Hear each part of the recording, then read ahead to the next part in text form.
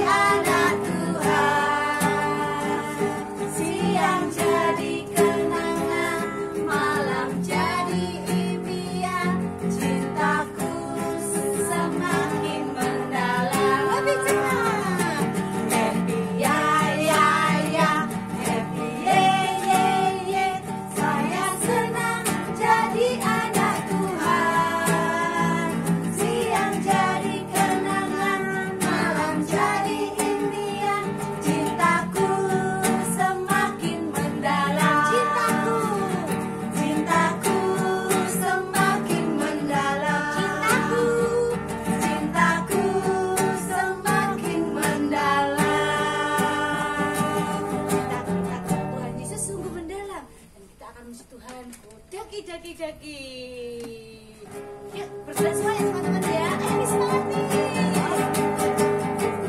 Daki gunung yang tinggi, turun lembah yang dalam, melintasi padang bijak membentang. Yesus besertamu di kanan kau ada, di kiri ada, di atas dan di bawah.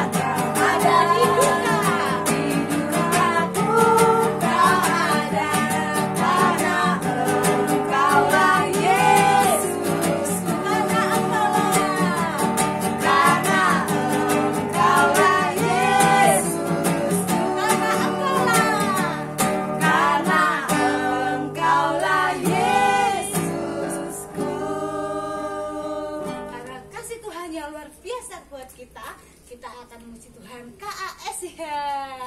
Jadi masih gerak ya teman-teman ya. Tetap semangat ya Miss ya. Oke.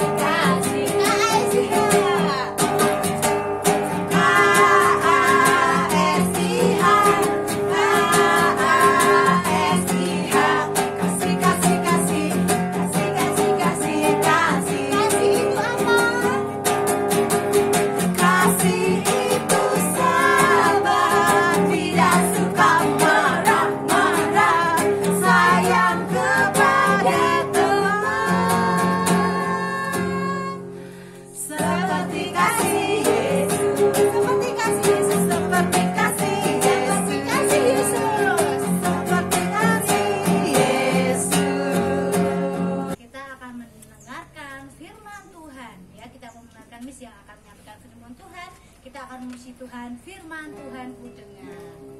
Yuk kita menyapa hati kita. Memuji Tuhan, firman Tuhan ku dengar. Firman Tuhan ku dengar.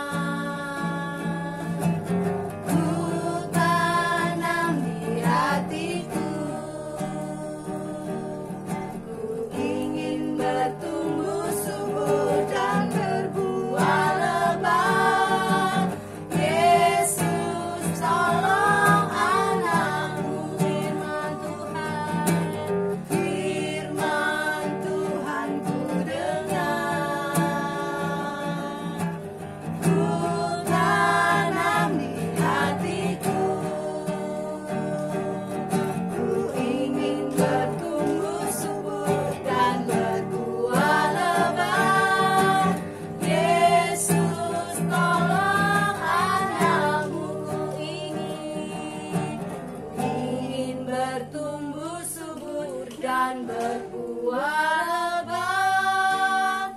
Yesus tolong adaku, Yesus tolong padaku, Yesus tolong padaku, Yesus tolong padaku, Yesus tolong padaku. Seperti lagu ini Tuhan, kami mau menyiapkan hati kami untuk mendengarkan firman-Mu Tuhan. Kiranya setiap firman-Mu ini menjadi rema buat setiap kami untuk menjadi pelaku-pelaku firman-Mu Tuhan. Kiranya Engkau juga memberkati Miss yang akan menyampaikan firman-Mu. Engkau terus berkati, berikan selalu berkat-Mu yang luar biasa. Terima kasih Tuhan Yesus. Haleluya. Teman-teman, hari ini kita akan belajar firman Tuhan tentang emosi versus firman Tuhan. Emosi itu adalah perasaan yang ada di dalam diri kita. Emosi itu bermacam-macam ya teman-teman. Ada senang, gembira, marah, sedih, dan sebagainya. Firman Tuhan kita tahu, kita belajar dari kebenaran firman Tuhan yang ada di Alkitab. Nah, kita akan mendengarkan cerita tentang emosi versus firman Tuhan. Teman-teman, hidup kita ini harus dikuasai oleh firman Tuhan. Tidak boleh dikuasai oleh emosi sendiri, teman-teman. Nah, Miss Vivi mau ceritakan. Ada seorang anak bernama Benny dan Deli. Benny dan Deli ini mengikuti ulangan di sekolahnya. Mereka ikut tes ya, teman-teman. Nah, suatu hari ketika hasilnya sudah keluar, Benny dan Deli ini mendapat nilai D atau mendapat nilai yang tidak bagus.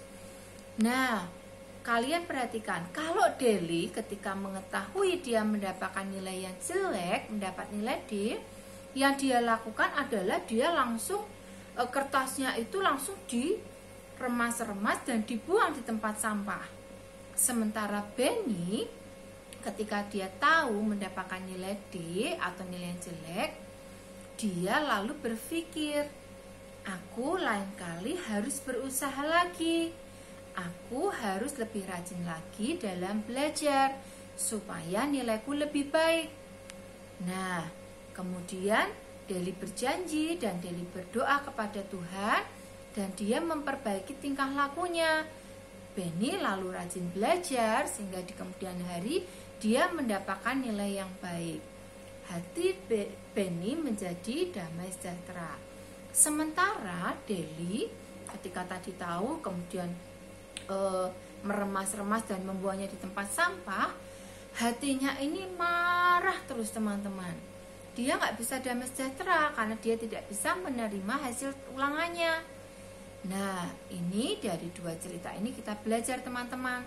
Ketika kita menggunakan emosi kita, hasilnya adalah sesuatu yang tidak baik. Tetapi ketika kita menggunakan firman Tuhan, kita percaya dan menyerahkan hidup kita kepada Tuhan, maka kita akan berubah menjadi sesuatu yang baik. Ketika menghadapi sesuatu, kalian juga tidak boleh menggunakan emosi. Misalkan, kalian lapar, mau minta makan ke mama, tapi mama sedang sibuk. Nah, kalian gak boleh langsung ini mama terus memukul-mukul kemudian melempari barang, itu tidak baik karena itu berarti menggunakan emosi kalian. Tapi kita harus menjadi anak yang menggunakan firman Tuhan ya. Kita harus bersabar menunggu mama mengambilkan makan, atau kalian bisa berlatih mengambil makan sendiri. Itu salah satu contohnya ya teman-teman. Nah, ingat selalu berserah kepada Tuhan, mengandalkan Tuhan, menggunakan pemikiran Tuhan. Ini contoh lain lagi ya, kalian tahu pada suatu hari Tuhan Yesus berpuasa 40 hari 40 malam. Tidak makan, tidak minum ya. Bayangkan 40 hari 40 malam tidak makan, tidak minum, pasti perutnya terasa lapar sekali teman-teman.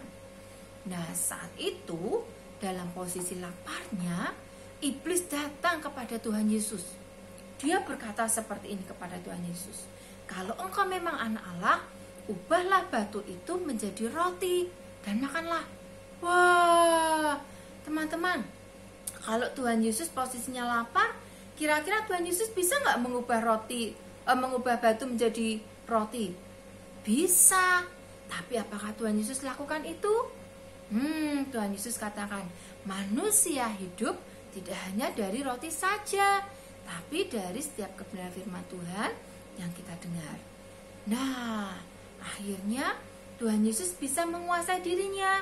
Tuhan Yesus tidak dikuasai dengan emosinya yang lapar, haus tadi, teman-teman.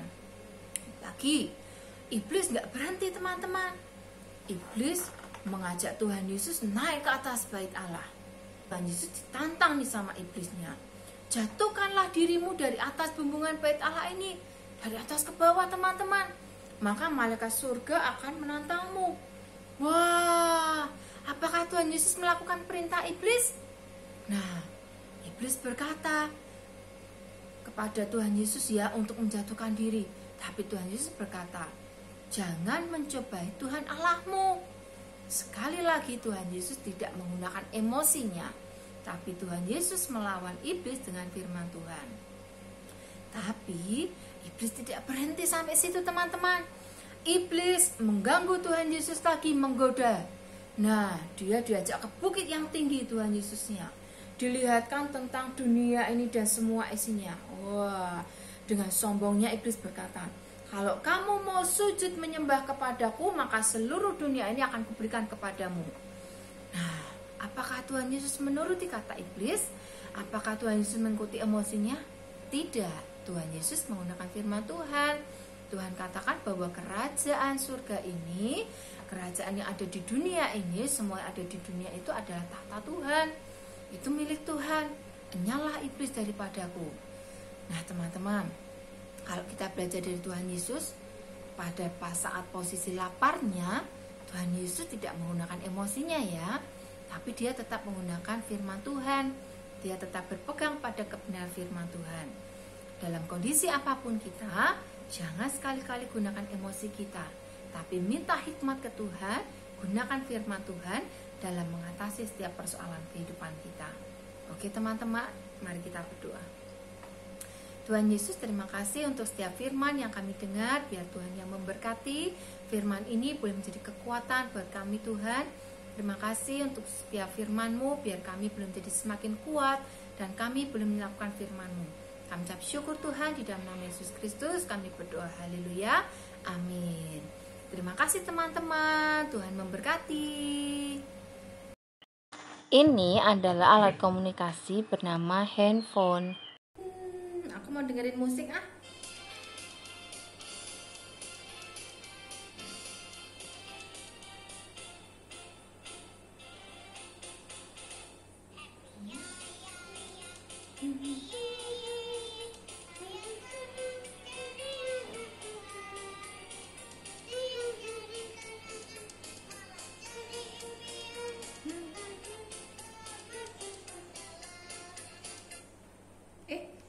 Ada WA masuk nih.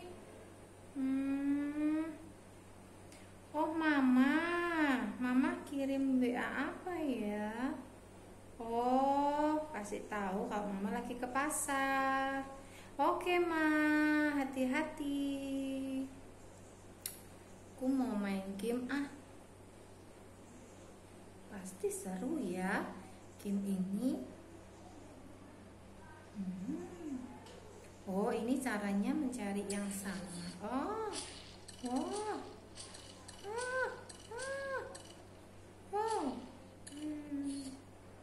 Oke. Nah, teman-teman, tadi kalian sudah melihat ya yang Miss Vivi lakukan.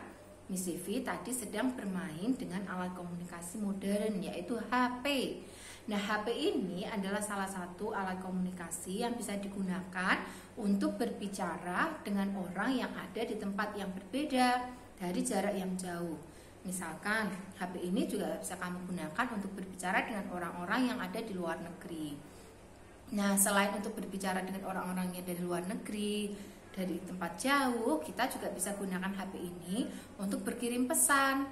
Bahkan kalian bisa gunakan juga untuk bermain game, kemudian mendengarkan musik dan banyak lagi.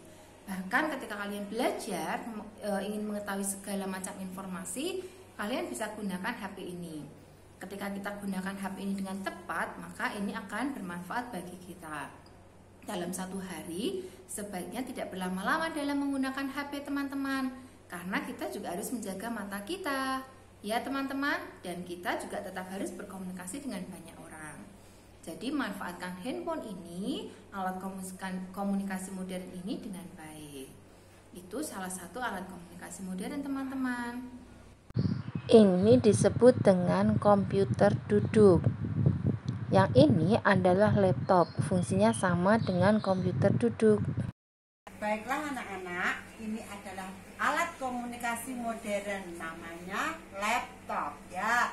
Ini bisa dipakai untuk mengetik, bisa dipakai untuk lihat YouTube, mendengarkan musik, dan yang lain lagi. Kita bisa main game di sini. Ada juga kalau kita mau kirim pesan bisa lewat email. Ini adalah televisi. Sekarang kita akan belajar tentang alat komunikasi modern, yaitu televisi. Pasti di rumah pasti punya televisi ya teman-teman ya. Nah, kita menyalakan televisi dengan apa? Dengan remote ya. Untuk menyalakan dan mematikan dengan remote. Nah, di televisi ini kita bisa melihat apa saja. Informasinya banyak ya. Ada berita, misalnya lihat berita kecelakaan, banjir, tanah longsor, gunung meletus, atau berita yang lainnya. Juga kita bisa melihat acara hiburan, ada lagu-lagu anak, terus kartun. Wah, kalian sekarang nonton apa?